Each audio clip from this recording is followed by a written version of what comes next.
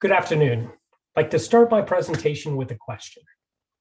Will a non-diverse STEM culture be the Achilles heel for the United States of America? I know that's a very interesting question, but before I start diving into that question, I'd like to introduce myself. My name is Captain Roger Zehr. I've been part of the United States Air Force as an intelligence officer for just over 20 years. I'm currently a flight commander in charge of about 65 individuals at an organization called the National Air and Space Intelligence Center. Almost everybody that works for me has some type of STEM background. And we do tackle very interesting problems with diverse thinking. One of the biggest problems that we're dealing with nowadays is called the great power competition. So I'd like to introduce what is the great power competition. It's pretty easy to understand. Basically, the United States is in this ongoing push or pull battle between China and Russia, and we're all fighting for global strength. Right now, we're mainly focused on advanced technologies that will be happening in the future. We're talking about artificial intelligence, quantum computing, and programmable materials, just to name a couple. So all of this kind of derives from a good STEM community, a very strong STEM community. And the importance of this strong STEM community increases daily in the United States. And what is that driving factor? That driving factor for a strong STEM community is diversity.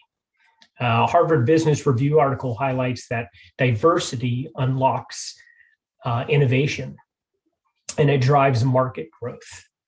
There's another study, according to Pew Research Center, that states that minorities such as women, African American, Hispanics, and Asians are underrepresented within this STEM community, within this STEM workforce, but occupation since 1990 has grown 79%.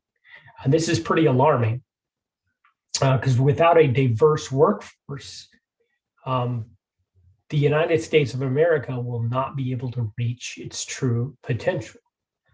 So focusing on STEM and diversity are extremely important to success, not just our schools now, but our schools in the future. So let's take a little bit deeper look into minorities in STEM.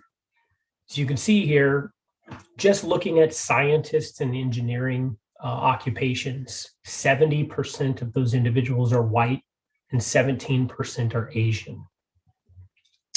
1 out of 5 individuals that are part of the STEM workforce, they're not from the United States.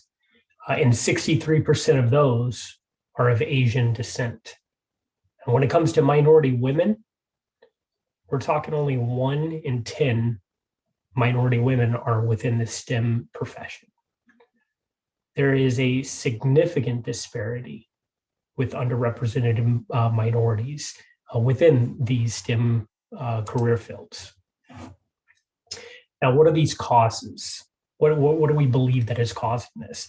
Even though this research article I'm going to talk about through Pew Research Center mainly focused on African Americans, it is believed that a lot of these underlying causes that I'm about to mention are reach across ethnic and racial boundaries. But African Americans in STEM positions consider that limited access to quality education, discrimination in recruiting, and promotions, and a lack of encouragement to pursue STEM jobs from an early age are some of those leading factors of why we have such a disparity in racial diversity within the STEM communities. Another cause noted was 57% of African Americans working in STEM jobs state that their workplace pays very little attention to racial and ethnic diversity compared to just 15% of white individuals. Now, I do personally see this change a lot right now. Being in the military for so long, racial diversity and inclusion was not something that was paid much attention to. But I can tell you right now, in the last year to 2 years, it has been number one on the list of most of our generals. These are actions that we're taking part of. In fact, I'm part of it's called DE&I, a diversity, equity, and inclusion working group. And we bring up many issues of how we can better our organization by increasing diversity. Now, what are the effects of not having a diverse team? There are many studies out there that prove that diversity, a diverse team is much more productive than a non-diverse team.